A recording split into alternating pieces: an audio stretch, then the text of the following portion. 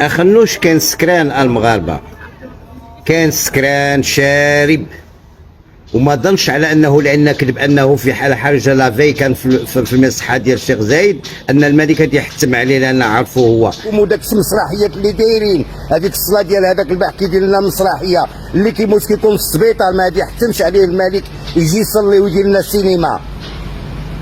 ردوا بالكم راني انا ما كنلعبش، وانا مضحيت بحياتي شحال هادي وما عنديش طمع باش نولي رئيس حكومه ولا الهلاج على في علم الله، باش نجلس على كرسي ديال لا ميزير ونعذب الناس وندخل عاود في لي كومبين. ديروا شي واحد يكمل لكم لي كومبين ديالكم وتضارب المصالح. هادشي راه تخلط وهذه تفرقع ولا لا بد.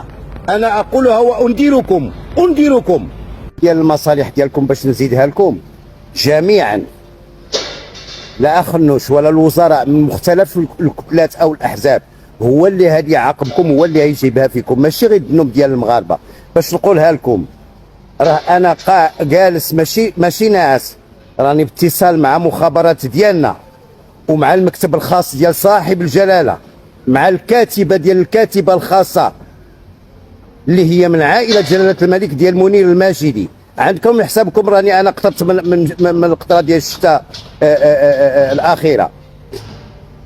راه التضارب بالمصالح ديالكم وهاد العميان ديالكم اللي مازال زايدين فيه ضد الشعب والتلاعبات ديالكم وداك المسرحيات اللي دايرين. هذيك الصلاه ديال هذاك الباح كيدير لنا مسرحيه اللي كيموت كيكون في السبيطار ما غادي يحتمش عليه الملك يجي يصلي ويدير لنا السينما.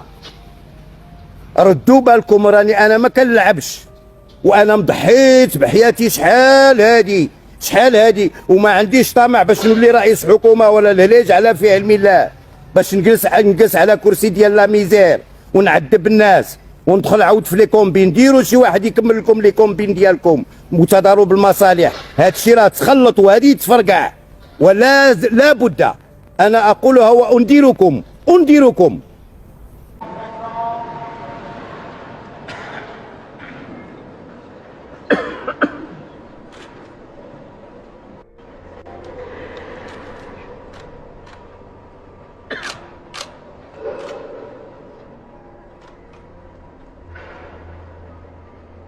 ما متفقش معاك الراي ديالي في هذا السيد هذا، وهو الدعاوي ديال المغاربه اللي بزاف ديال الناس ما فطروش في هذا رمضان، بزاف ديال الناس اللي تمناو شي حوايج ياكلوهم وما قدوش عليهم بسبب الغلاء.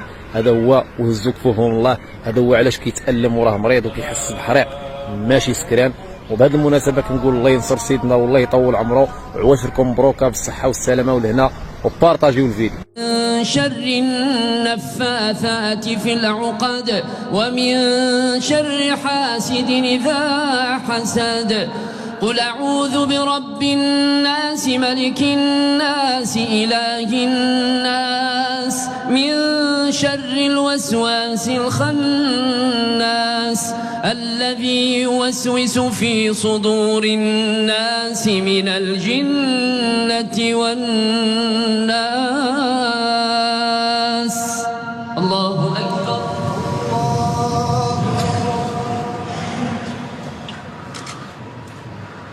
سمع الله لمن حمده.